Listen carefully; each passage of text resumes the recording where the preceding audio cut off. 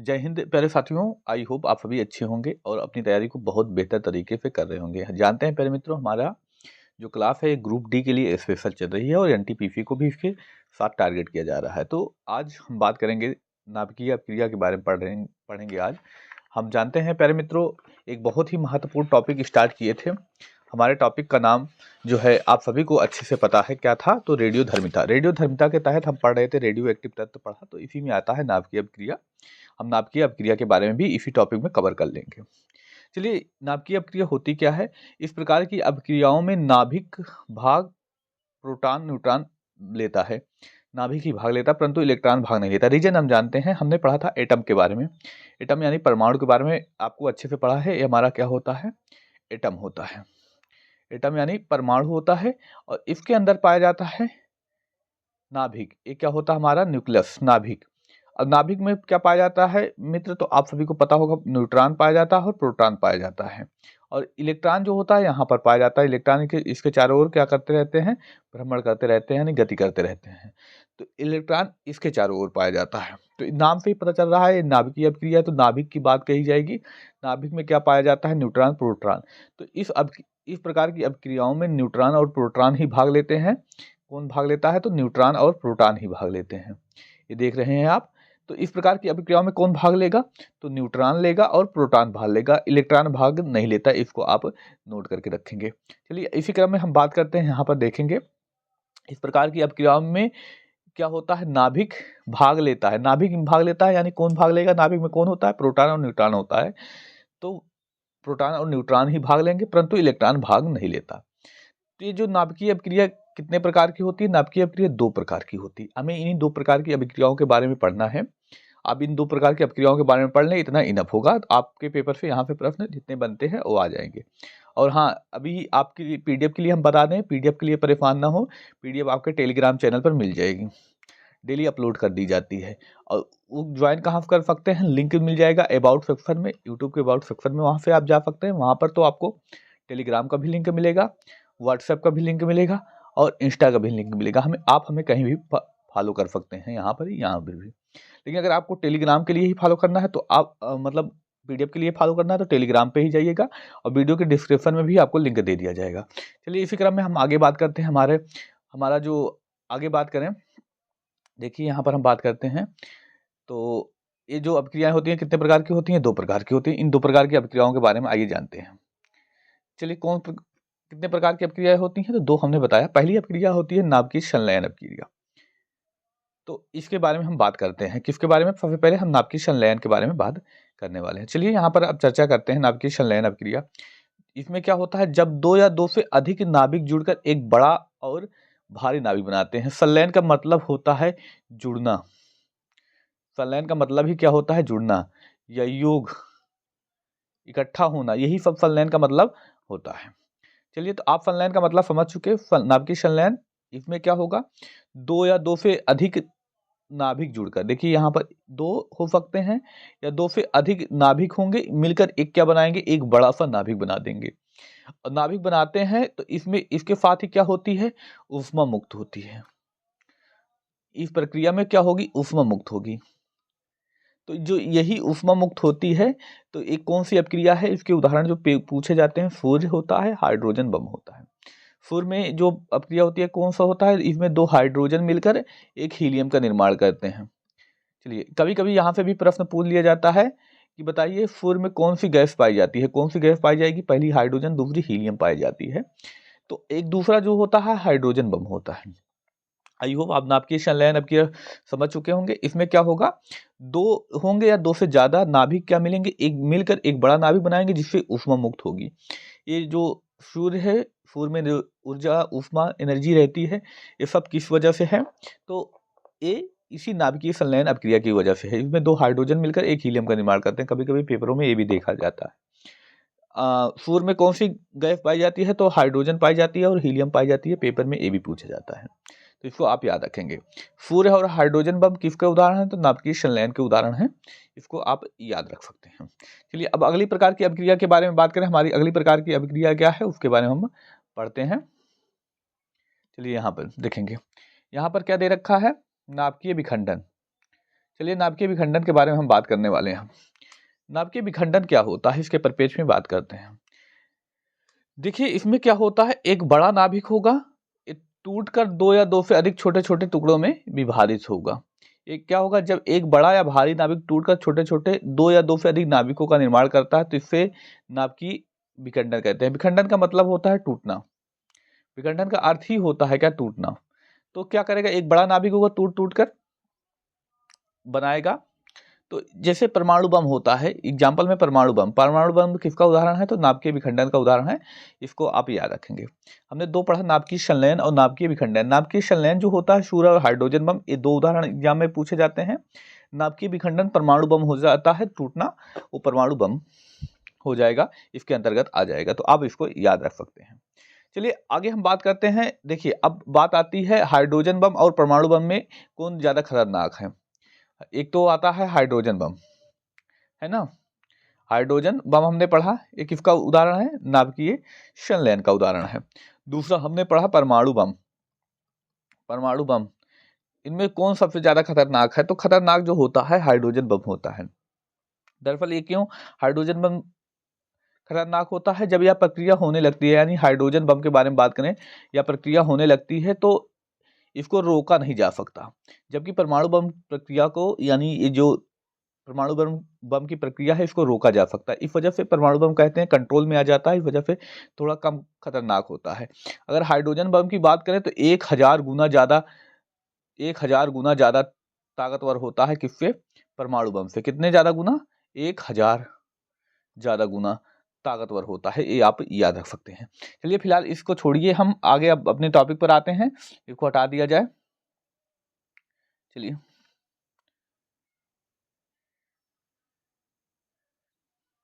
चलिए अब आगे हम बात करते हैं। ठीक है, यहाँ पे आप समझ चुके होंगे।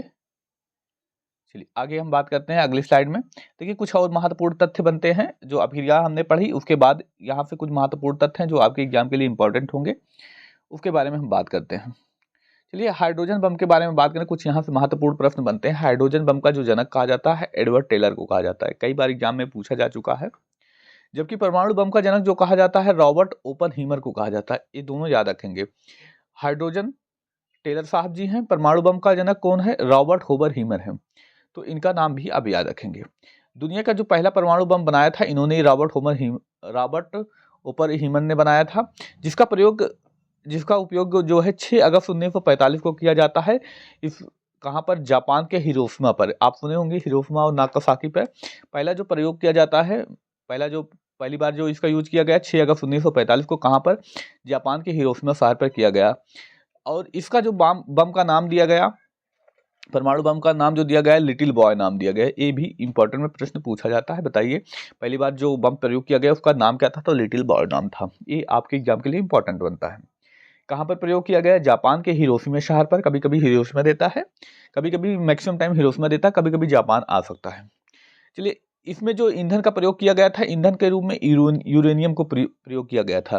किसका प्रयोग किया गया था, यूरेनियम धातु का प्रयोग किया गया था। जो इसका आकार था, वैन आकार का था। वैन आकार किस तरह से होता है, देखिए यहाँ पर बनाया गया, हम बना भी देते हैं। कुछ इस तरह से इसका आकार था। इसको कहते हैं वैन आकार, वैन शेप का था, ऐसे कुछ था इस आकार का। तो ये भी यहाँ से भी कभी कभी प्रश्न देखने को मिला है, वैन आकार का किस तरह से था। तो निश्चित ही यहाँ पे ग्रुप डी के लिए बहुत इंपॉर्टेंट तथ्य आपको पढ़ाए जा रहे हैं, तो आप भी चैनल के साथ बने रहें और अपना सपोर्ट बनाए रखेंगे मित्र। आइए हम बात करते हैं, आगे देखते हैं। चलिए दूसरा जो प्रयोग किया गया है उसके बारे में हम बात करेंगे, दूसरा परमाणु बम। चलिए पहले तो हमने देख लिया किस आकार का था, कहाँ पर प्रयोग किया गया था। दूसरा जो हम बात करते हैं, दूसरा परमाणु बम था फैटमैन। दूसरे परमाणु बम का नाम कहाँ था, फैटमैन। इसका भी प्रयोग जापान में किया गया था, किस शहर पर, नागासाकी शहर पर।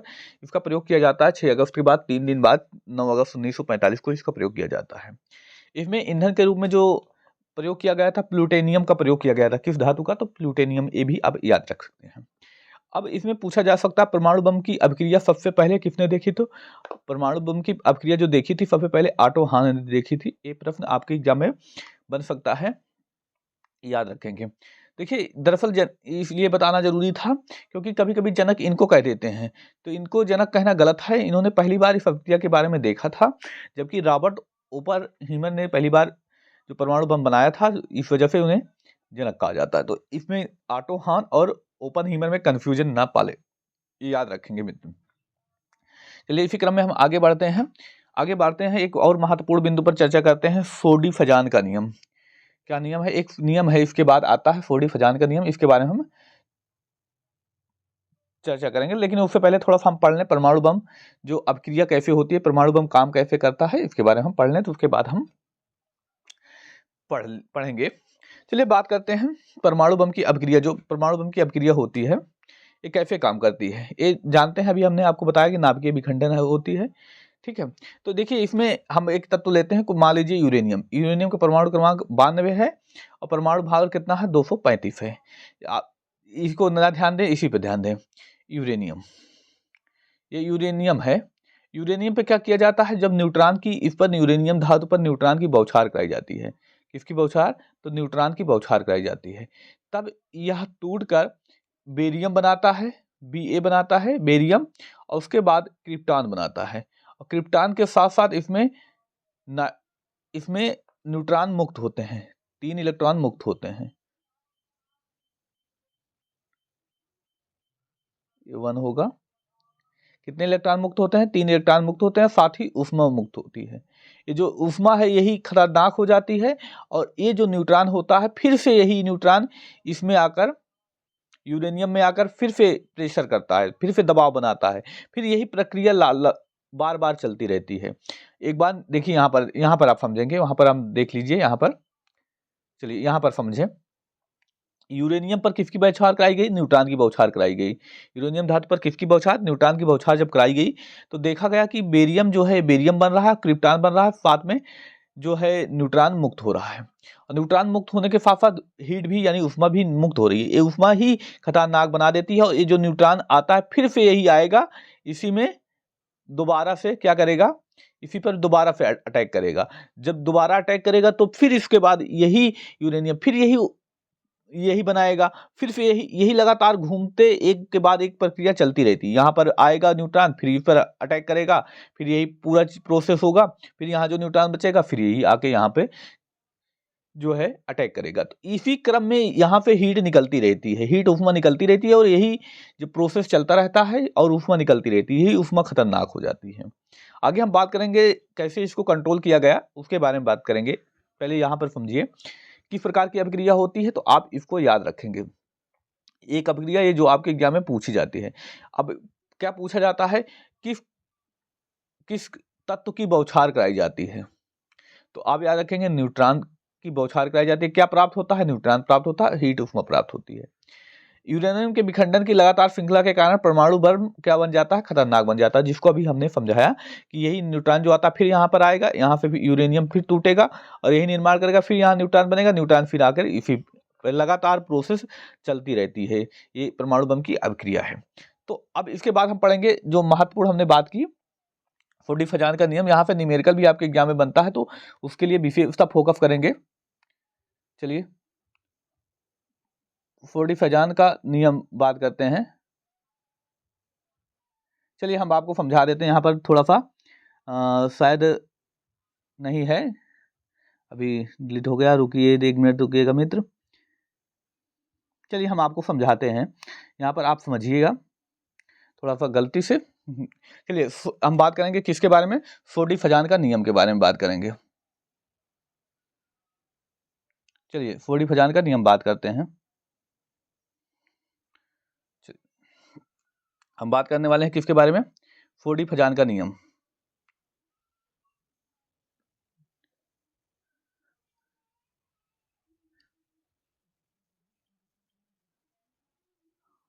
फोर्डी-फजान का नियम।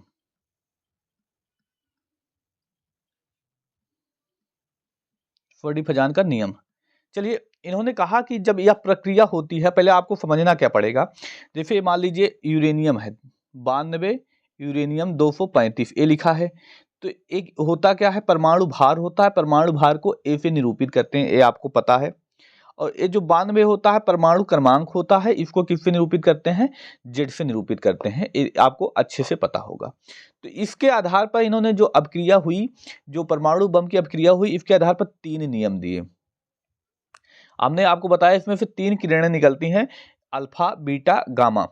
पहले हम बात करेंगे, एक अल्फा किरण निकलेगी तो क्या फर्क पड़ेगा? अल्फा किरण निकलेगी अगर, तो इसमें जो जेड है यानी परमाणु क्रमांक में 2 की कमी होगी, और परमाणु क्रमांक में कितने की कमी होगी? 2 की कमी हो जाएगी।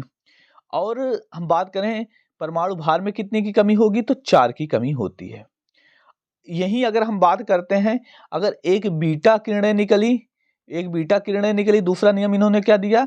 दूसरा इन्होंने दिया, अगर एक बीटा किरणें निकलती हैं तो इसमें क्या होगा? जेड में क्या किया जाएगा? परमाणु क्रमांक में 1 की वृद्धि होगी और परमाणु भार क्या होगा? समान रहेगा। परमाणु भार क्या रहेगा? समान। तीसरा नियम इन्होंने दिया कि जो है, अगर एक गामा किरणें निकलती हैं तो इसमें से क्या परिवर्तन होगा?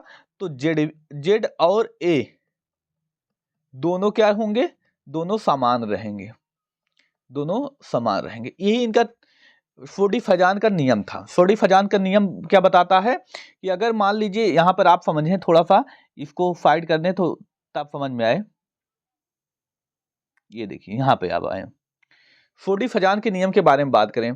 इन्होंने कहा कि अगर एक अल्फा किरण, ये अपक्रिया होती है, तो एक अल्फा किरण अगर इसमें से जाती है तो जेड, यानी जेड क्या होता है? परमाणु क्रमांक में 2 की भी कमी आएगी, और जो है परमाणु भार में 4 की कमी आएगी। अगर एक बीटा किरण निकलती है तो परमाणु क्रमांक में 1 वृद्धि होगी, और ए जो होगा यानी परमाणु भार समान रहेगा। एक गामा किरण निकलती है तो जेड और ए दोनों क्या रहते हैं? समान रहते हैं। इससे न्यूमेरिकल क्या बनता है, हम आइए आपको उसके बारे में बताते हैं। चलिए न्यूमेरिकल के बारे में हम बात करेंगे। चलिए हम न्यूमेरिकल के बारे में अगर बात करते हैं तो देखा जाए, चलिए मित्र न्यूमेरिकल के बारे में बात करें। जैसे अभी हम एफी के बारे में बात कर रहे हैं, 92 यूरेनियम 235 है, इसमें से 2 अल्फा किरणें निकली, 3 बीटा किरणें निकली, 1 गामा किरणें निकली।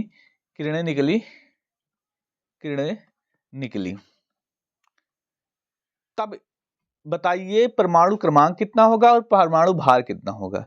चलिए बात करते हैं परमाणु क्रमांक के बारे में। परमाणु क्रमांक को किससे निरूपित करते हैं? जेड से निरूपित करते हैं। अभी हमने पढ़ा, एक अल्फा किरणों के निकलने से जेड के मान में कितना परिवर्तन आता है? 2 की कमी होती है। यहाँ निकली कितनी है? तो इसका जो परमाणु क्रमांक होता है, परमाणु क्रमांक कितना है? तो 92 है। अब बताइए, एक अल्फा किरण के निकलने से 2, तो 2 के निकलने से कितना होगा? 2 दूनी 4, तो इसमें 4 कमी आ जाएगी, यानी कितना बचा? 88 बचा। अब हम बात कर रहे हैं बीटा किरणों के निकलने से क्या होता है? 1 की वृद्धि होती है ना। अब बीटा किरणों के निकलने से 1 की वृद्धि होती है, जैसे अभी हमने यहाँ देखा। देखिए यहाँ पर हम आपको दिखाते हैं, चलिए यहाँ पर देखिए, अल्फा किरणों के निकलने से 2 की कमी हुई, जबकि बीटा किरणों के निकलने से 1 की वृद्धि, और जेड में सेम रहा। अब बताइए यहाँ पर कितने की वृद्धि हुई? 1 की वृद्धि हुई, 3 निकल रही है तो 3 की वृद्धि हो जाएगी, कितना हो जाएगा? 88, और 3 कितना हो जाएगा? 91 हो जाएगा। परमाणु क्रमांक और परमाणु भार की बात करते हैं। परमाणु भार में क्या परिवर्तन होगा? परमाणु भार यानी ए के मान में, देखिए हमने बात किया था कि अगर एक अल्फा किरण निकलती है तो क्या परिवर्तन होता है। यहाँ पर आप देखें, एक अल्फा किरण के निकलने से 4 की कमी होती है, माइनस होता है 4, है ना। एक अल्फा किरण के निकलने से क्या होता है? 4 माइनस। तो हम इसके परिप्रेक्ष्य में बात करें, देखिए, और यहाँ पे निकली कितना है? 2 निकली है, यानी कितना था? तो 235। 1 के निकलने से 4, तो 2 के निकलने से कितना हो जाएगा? 8, यानी 227 हो जाएगा। और बीटा किरणों के निकलने से सेम रहता है, गामा किरणों के निकलने से सेम रहता है, तो यानी ये 227 ही रह जाएगा। 91 और 227 हो गया। आई होप ये जो न्यूमेरिकल था आपको समझ में आ गया। अगर समझ में नहीं आया तो वीडियो को पीछे से जाइए और 1-2 बार प्रैक्टिस कीजिए, तो आपको बहुत अच्छे से समझ में आ जाएगा। बस एक और टॉपिक बचता है, उसके बारे में हम पढ़ लें, उसके बाद हम यहीं पर सेशन को खत्म कर देंगे।